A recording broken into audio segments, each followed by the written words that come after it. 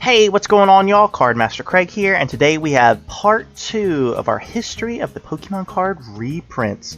I had so much fun doing base set 2 with you all last time, so why don't we just get right into it. Thank you again so much for watching. Please make sure to like the video and leave a comment. It helps the algorithm, and it really just lets me know that you all enjoy this content as much as I do.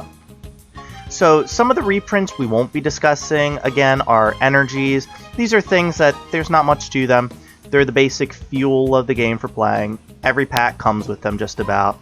Yeah, this is base set all the way to 2020, the Sword and Shield standard one. Same thing with a lot of trainers that are just common for the gameplay, like a potion. Here's base set, here it is all the way in Sword and Shield base. We're not really going to be talking about them. And finally, a lot of the promos with stamps. These are cards that come before the set's release, as you can also see by the pre-release. So it can't be a reprint if it hasn't been released yet. So we won't be covering them, but here are the Wizards of the Coast ones with either the stamp or pre-release. So let's go back to the timeline. And last time we covered base set 2, which included Jungle and base set. And this was back in the late 90s, 1999, and then into 2000, and eventually moving into 2001 with the Neo series, that's Gold and Silver, Generation 2. And finally, 2002 brought us the Legendary Collection. Now, Wizards of the Coast only owned it for one more year into 2003, and we'll talk about that more in the next video with a little more backstory on why they lost the license. But for now, just know that Wizards of the Coast and Nintendo didn't leave on very good terms, and Nintendo's done it ever since 2003. Alright, so we're going to be seeing a lot of the same artists once again, and our very first one is, of course, Ken Sugimori, who does pretty much all the most iconic artwork and designs for Pokemon. He's known for the watercolor cards and art that most of us 90s kids can recognize. He still makes it. He still designs cards. And actually, fun fact, he designed a lot of Pokemon, and his favorite Pokemon to draw is Gengar, because he's the simplest to draw. How about that? He just wanted a simple one. He said Venusaur was one of his least favorite because Venusaur was the hardest. Huh, go figure. Anyways, here's some of the examples of his artwork, not the reprinted ones we're going to be talking about. Very nice. 1999 all the way up to 2020.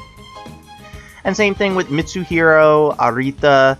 He's an OG as well. Did a lot of the classic cards that we all recognize. Once again, these aren't the reprints. These are just examples of his art. He's still doing it to this day, as you can see, back with Jungle in 1999, all the way to Darkness Ablaze in 2020. Now, I'm not going to say this artist's name. I don't want to pronounce it incorrectly, but he did a lot of the 3D Pokemon and trainer cards that we've seen. He's not active anymore, but he did a lot of the cards that we grew up seeing in most of the original Wizards of the Coast sets. So once again, these aren't the reprinted cards, these are just examples of his art. And as you can see, he's got this very distinct style. Even these dice look incredibly real. But he stopped pretty much after Wizards of the Coast stopped. Now, we covered her last time too. This is our first female artist, and she started in Jungle. No images of her were available online, so here's a very famous comic strip panel that she drew that went around. Once again, these aren't the reprinted cards, these are just examples of her artwork. As you can see, we got Bellsprout, classic background, beautiful Dragonite, Dratini, Duskull, and all the way up to 2020 in Rebel Clash. More standard cards with Ice-Steel. Very nice. Alright, here's our first new artist, and she started in Team Rocket. We're going to be covering the Team Rocket set as well. She still produces to this day, and her style resembles that of crayon coloring. It's very nice. Once again, just like our last artist, no images of her were available online, so we used this very iconic picture of hers. And these are just examples of her art. not the actual reprints. Very beautiful. But you can tell how her art has progressed over time. If you look right now, in 2020, this Lotad is very, very shaded and in-depth. Beautiful transition. Now, our final artist may be familiar to a lot of you Magic the Gathering fans. And you might be like, Craig, what are you talking about? This is Pokemon. Well, don't forget, Wizards of the Coast owned and created Magic the Gathering cards. There was an artist who did many of the famous cards for Magic the Gathering. And he became the first artist from outside of Japan to illustrate in the Pokemon TCG.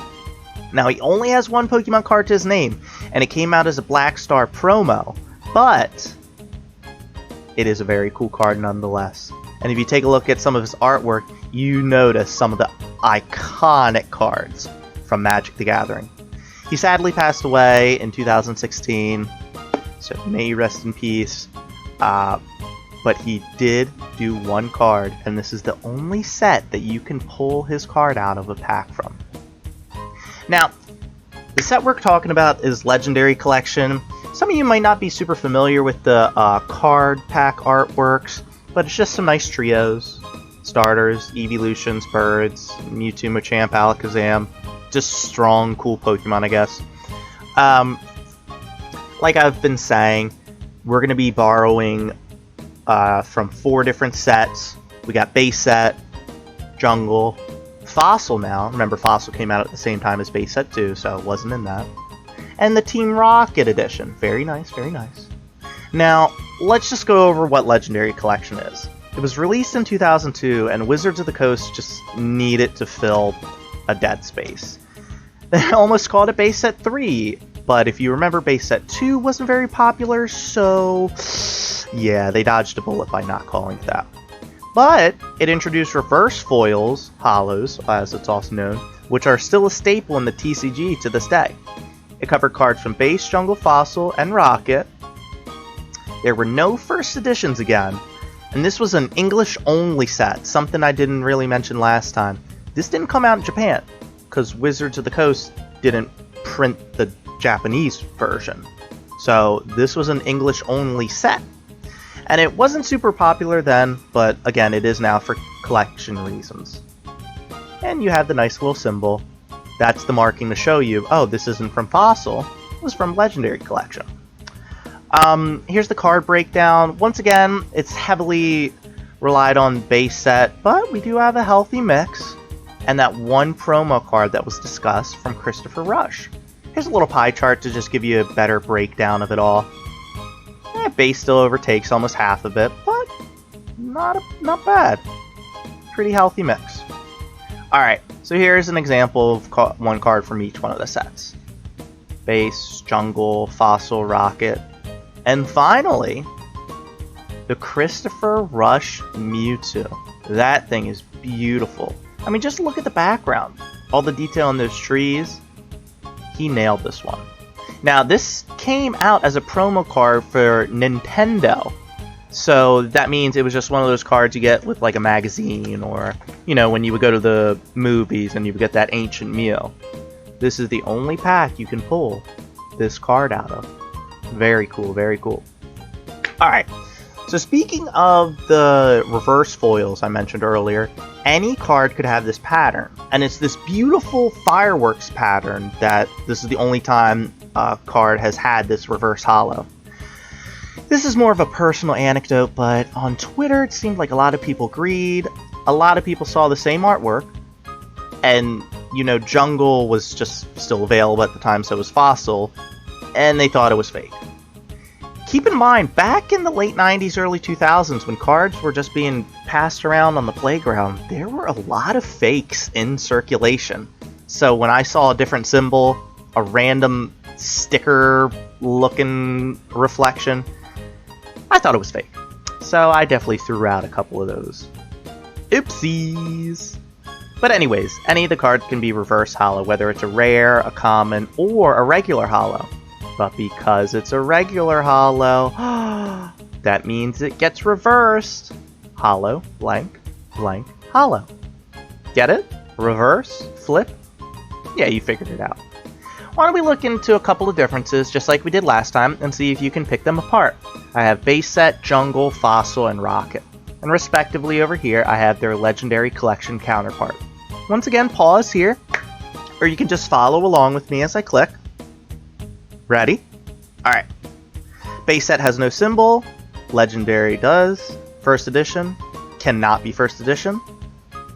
And shadowless, that's right, very good. Hopefully you noticed, remember, not all base set were shadowless, but they could be. Let's move to Pikachu. Jungle, Legendary, first edition, yep, no first edition, well done. Let's move down to Haunter. Come on, oh. Yeah, skip Pikachu, yeah, and also Pikachu is obviously not reverse foil here. Yeah, silly Craig. Anyways, now Haunter. Fossil, Legendary, First Edition, Non, no Holo, Reverse Holo, and as you can see the Holo's in there as well. I just didn't want to just keep jamming up with circles. But this is a Holo Haunter, and this is actually an uncommon one in the Legendary Collection, so it could only be blank or reverse. And finally the Blastoise, Rockets, Legendary, First Edition, Non. And both of them are holo. Now something you might notice with the holo pattern, does anyone see small differences? This is something I didn't really want to point out because it's different for a lot of different sets. Do you see stars in here? And stars in the Rocket? Or the Legendary Collection one? But do you see circles in this? Over time, Wizards of the Coast and Nintendo changes their holo foil patterns, whether it's reverse or actually in the card. Just a cool little Easter egg to keep an eye on. But anyways, thanks for watching. I really appreciate it. Make sure you leave a comment and like the video. I hope you come back for future videos, and I will see you next time. Bye-bye.